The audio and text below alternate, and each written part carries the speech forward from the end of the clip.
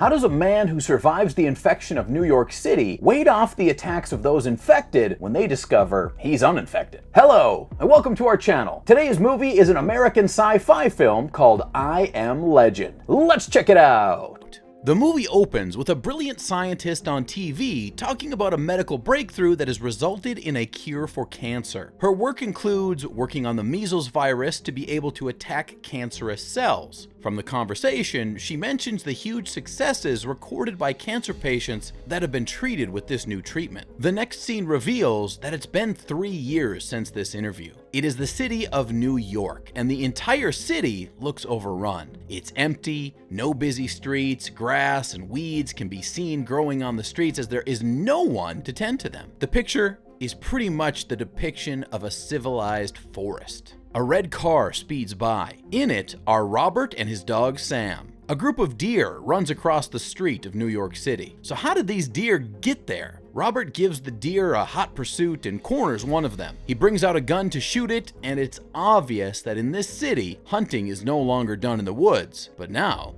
on the streets. The untidy streets are all the evidence needed to show that something really bad happened in the city. The absence of humans has emboldened the animals who have left their natural habitats to come into the city. This scene leaves any watcher with the need to remember that the environment that suits us will also suit animals if everyone doesn't play their part in seeing to the sustenance or preservation of it. As Robert pursues the deer, they run off into a place with a lot of abandoned cars. He and his dog step out of the car and carefully follow the deer, but just before he takes his shot at the animal, a lion decides that there will be no barbecue for Robert as it appears and jumps on the deer. The alarm clock on Robert's watch goes off and he knows it's time to leave and head back home. As they return to the house, Robert pours out some chemical substance on the stairway leading to his home. He prepares dinner, and then his routine begins to get a little questioning. He locks the doors and windows as though he doesn't want someone or something to know about his location. He also sleeps in a bathtub with his dog and has his rifle with him.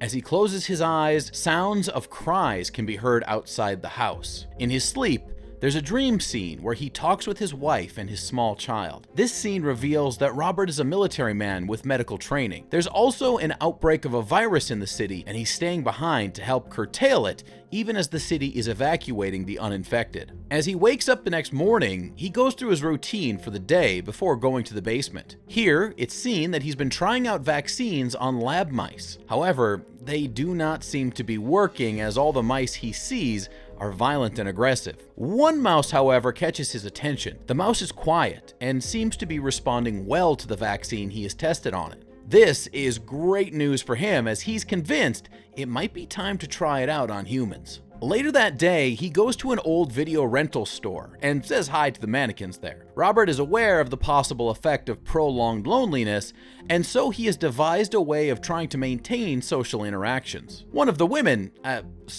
mannequins particularly catches his attention, and he's sure that he wants to get to know her better. I don't know what you mean, bro, but be sure to keep her close as there are a lot of other mannequins waiting to snatch her from you. He goes in search of supplies in nearby buildings, and the effect of the destruction by the virus is obvious. He later goes to a ship dock and sends out a message. In it, he says that he's alive and that he survived, and he wants anyone who gets the transmitted message to meet up with him at a specific time. The sheer will of Robert to continue to survive is commendable. Years of silence, loneliness, and living in constant fear, it can crack the soundest of minds. His strength seems to come from a mix of pain, tragedy, fear, courage, and the need to see that he contributes to eradicating the evil in the city. One day as he plays golf atop an abandoned military aircraft, his dog sees a deer and they go after it. Sam, however, runs after it and follows it into a deserted building. Although Robert calls out to it,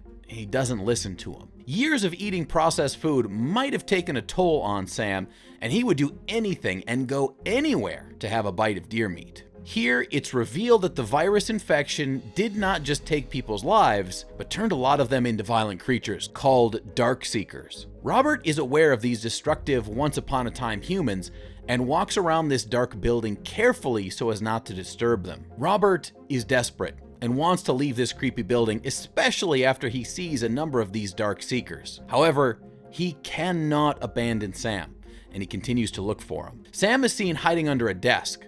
Not so bold now, are you, Sam?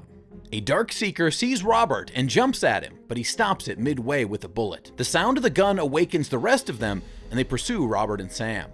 Fortunately, they get away from them. The leader of the Darkseekers appears at the door and, smoking with anger, bellows at Robert. Yes, that is smoke coming from his head, but it's not anger. It's actually the sun burning up his skin. Too bad, Emperor. This is not your day. Robert returns and traps one of the Darkseekers, which he takes to his lab for experiments. He tries out the serum on this female Darkseeker that seemed to work on the mouse that he saw earlier on. For a while, her breathing and vitals appear strong, but moments later, she reacts violently and flatlines. Robert injects her with some adrenaline, and she revives. The next day as he goes out, he sees that one of his mannequin friends has been moved. This angers him, and he shoots at the mannequin. Unknown to him, the Darkseekers had prepared a trap.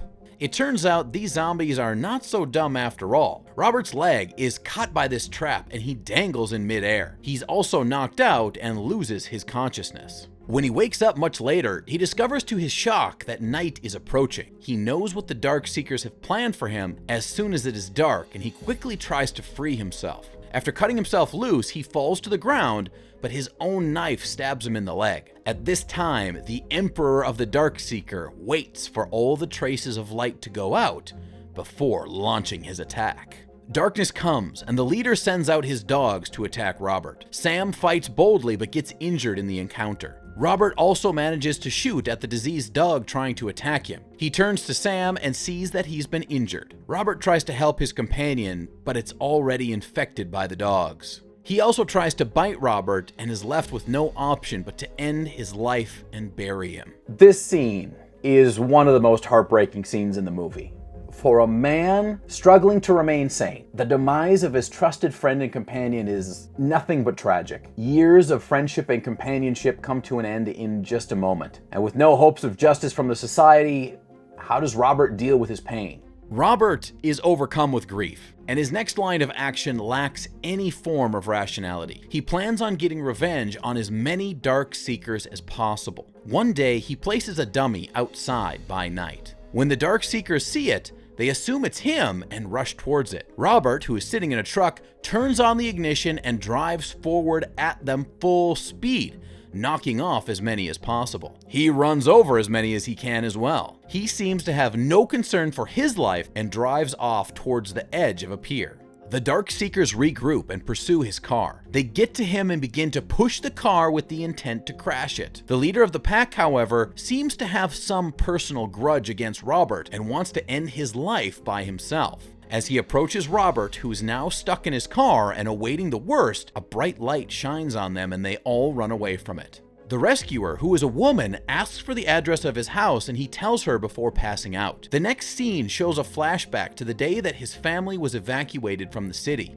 As he bids his wife and child goodbye, their helicopter takes off. Unfortunately, another helicopter that had been attacked by some of the infected people fatally crashes into the helicopter carrying them. Robert wakes up the next day to the presence of Anna and her son, Ethan. He's initially confused as to how they got in, but eventually warms up to them. Anna tells him that she heard his broadcast, and that's how she was able to find him. She also believes that there is a colony of non-infected people, and she wants all of them to go there together. Robert is, however, not convinced, and believes that they may be the only people left alive. After showing her what he's been working on in his laboratory, she continues to ask that he comes with them to the safe colony. Robert demands to know why she's so certain about the colony, and she says God told her. This angers Robert, who's a scientist, and he gives her the statistics of the damage done by the virus. He has seen so much evil in the last few years that he probably doesn't want to nurse any hopes of a miracle or any form of positive intervention. As they talk, they hear noise coming from outside the house. It turns out that the Darkseekers had followed him after Anna rescued him. These guys are pretty smart, if you ask me. What movies have ever portrayed zombies as being able to remember and then process information logically like these guys? I mean, these are not your average zombies. They're upgraded versions. like Zombie 2.0. The leader of the Darkseekers aggressively tries to force himself into the bulletproof glass in Robert's lab. It turns out the infected lady that Robert captured and experimented upon is his wife. Yikes! How did they read out their vows, and who officiated this wedding, for crying out loud? In the commotion, Robert returns to his lab and discovers that the serum actually worked on the Empress of the Darkseekers. He has a change of heart and believes that God probably has a plan in all this. He draws some blood from the treated woman and gives the sample to Anna. He asks that she takes it to the colony she spoke of and hides her and Ethan in a safe place. As the aggression from the leader increases, he weakens the glass as he runs into it, in a bid to destroy it. Robert decides to sacrifice himself for the good of humanity. He pulls out a grenade and waits for the leader to crash in. As soon as he crashes through the glass, Robert detonates the explosive, taking out as many of the infected people as he can. At dawn, Anna drives to a gated place. When the people in it open the gate, she finds out that there's a small group of survivors. She gives the blood sample to the leader of this group with the hopes of creating a treatment for the infected. The story ends with a reference to Robert for his sacrifice to save humanity. This is a deeply moving story. It tells the story of hope amidst tragedy. The brilliance and cliffhanging storytelling are just one of the reasons why it was such a commercial success. It is a must-watch if you enjoy sci-fi movies. Although the presence of the Darkseekers adds some elements of horror to it, it's still a great watch if you're not too easily frightened. And it's not all gore and bloodshed. It combines science with a realistic result of what a citywide infection could look like, and critically studies how survivors of such a Holocaust should expect to live. Please subscribe to our channel to be notified when we upload. And don't forget to suggest movies that you want us to recap in the future in the comments down below.